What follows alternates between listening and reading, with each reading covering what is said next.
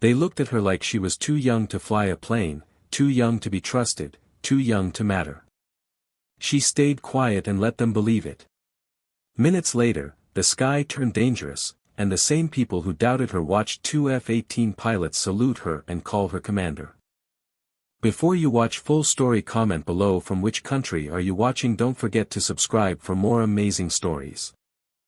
Nobody at the small regional airport looked twice at the girl sitting near gate 7. She wore a plain gray hoodie and old sneakers. Her hair was tied in a simple bun.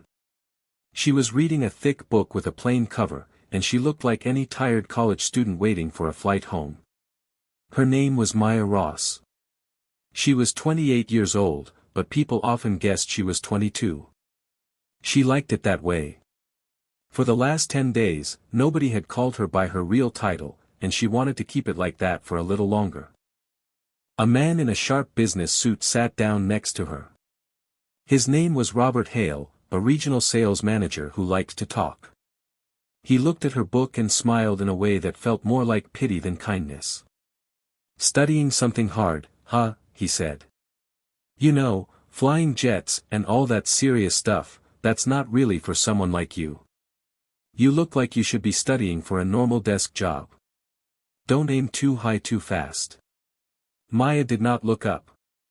"I'm fine, thank you," she said quietly. Robert kept talking anyway, telling her how flying was a man's world, how people her age and her size were too young to handle something so dangerous, and how she should pick a simple, safe career instead. Maya said nothing. She had heard this kind of talk many times before. What Robert did not know was that Maya was not a student.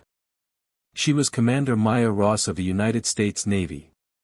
She had finished flight training at 21. She had already flown more than 60 combat missions in an F-18 Super Hornet. She had earned the call sign Falcon for the sharp, fast decisions she made during a dangerous night mission 2 years earlier. Right now, she was not in uniform because her commanding officer had ordered her to take 10 days of rest after months of non-stop flying. She had agreed, changed into normal clothes, and boarded a regular commercial flight just to feel like a normal person for once. The plane took off smoothly. For the first hour, everything was calm. Maya read her book, drank a cup of coffee, and watched the clouds outside the window.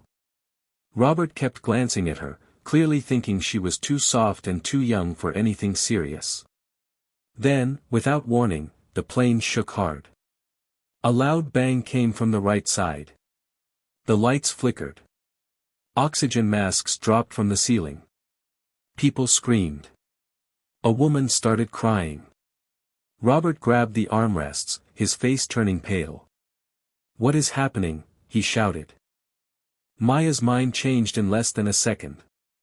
The soft, sleepy look on her face disappeared. Her eyes turned sharp and focused. She looked out the window and saw thick black smoke coming from the right engine. She understood immediately, engine failure, and maybe damage to the flight controls too.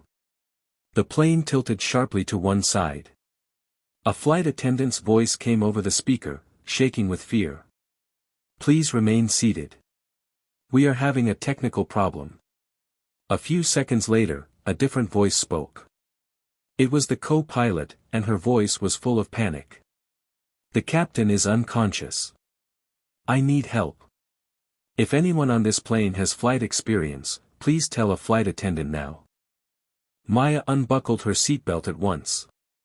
Robert grabbed her arm. "Sit down. You'll get us all in trouble." She gently pulled her arm away and stood up.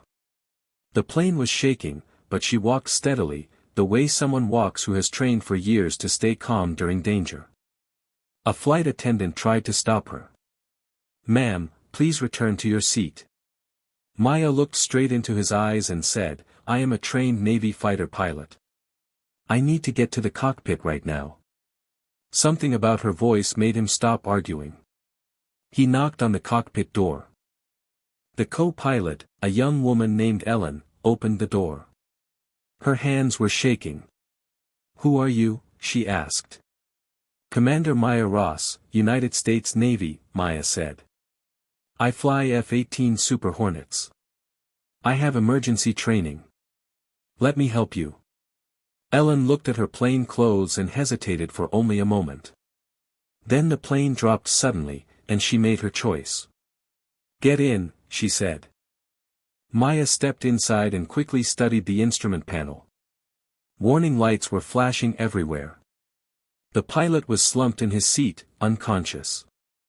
How long has the engine been on fire? Maya asked calmly. About 2 minutes, Ellen said. I tried the fire system, but it's not fully working. Okay, Maya said. We are going to shut that engine down completely and fly on the other one. I will guide you step by step. You can do this. Maya's voice stayed calm the whole time, even as the plane shook and warning alarms kept beeping.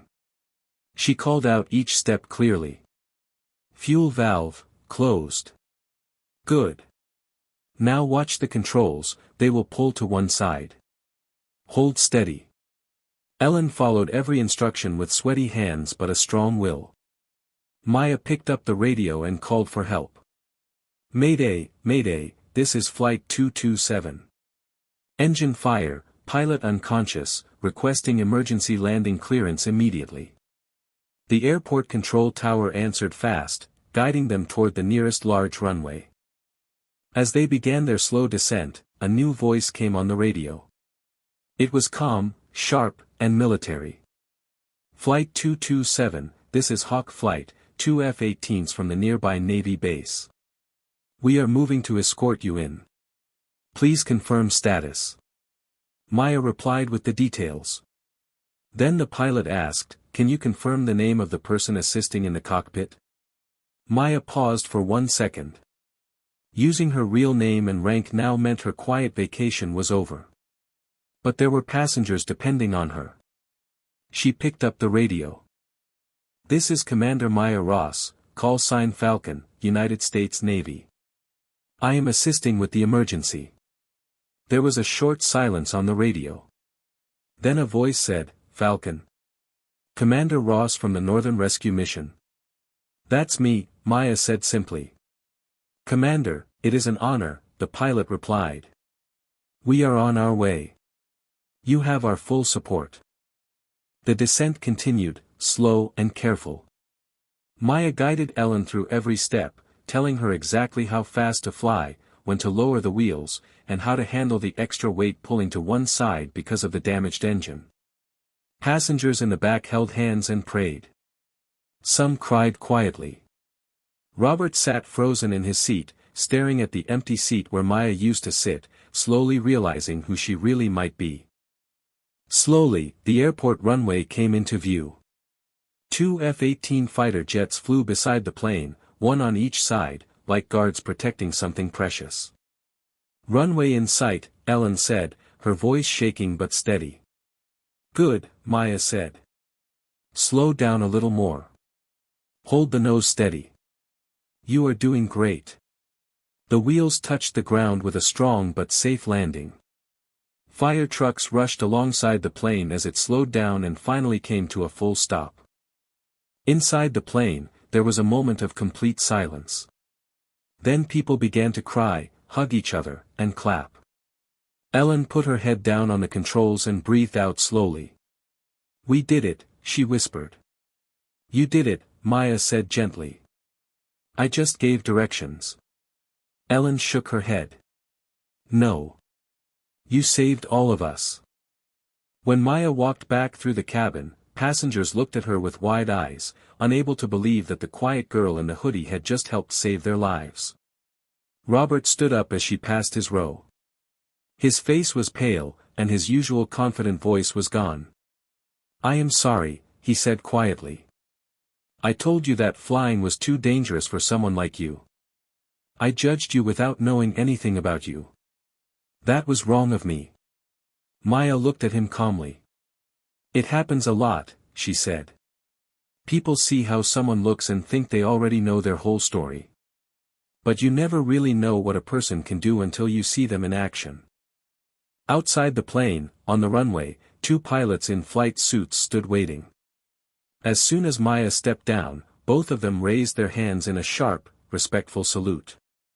"Commander Ross," one of them said, "it's an honor to meet you in person.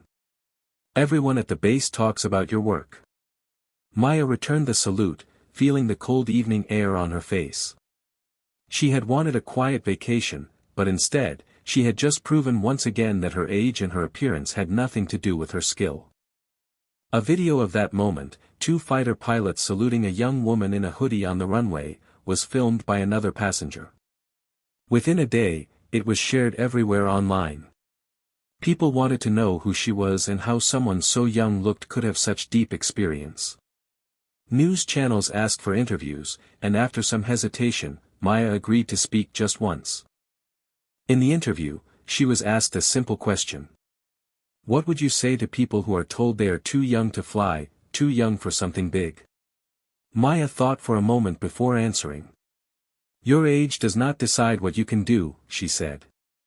"Your training and your effort do. People will doubt you, and most of the time, they won't even mean to be unkind. They just don't know your story yet. So instead of arguing with them, show them through your work. Every time someone tells you that you are too young, it becomes a chance to prove exactly what you are capable of." Months later, Maya received a letter from Robert. He wrote that the day of the emergency had changed the way he treated young people around him. He no longer judged others by how they looked or how old they seemed. He had started listening more and assuming less. He thanked her, not just for saving his life, but for teaching him something important about respect. Maya returned to full duty a few weeks after the incident. She went back to her base, back to her aircraft, and back to the sky she loved. As her jet lifted off the runway one early morning, she thought about that flight, about Ellen's shaking hands slowly turning steady, about the fear in the cabin turning into relief, and about the quiet strength that had carried her through every difficult moment in her career. She had learned a long time ago that people would always make quick judgments based on how someone looked. She could not stop that. But she could always choose how she responded, with patience, with skill, and with quiet confidence. She did not need anyone to believe in her before she acted. She only needed to trust herself, do the work, and let the results speak for her. As the jet climbed higher into the clear morning sky, Maya smiled to herself. She was still young. She still looked like someone people called too young to fly. But she also knew, without any doubt, exactly who she was, a skilled commander, a calm leader, and someone who had once again proven that true strength has nothing to do with age or appearance, and everything to do with what a person carries inside.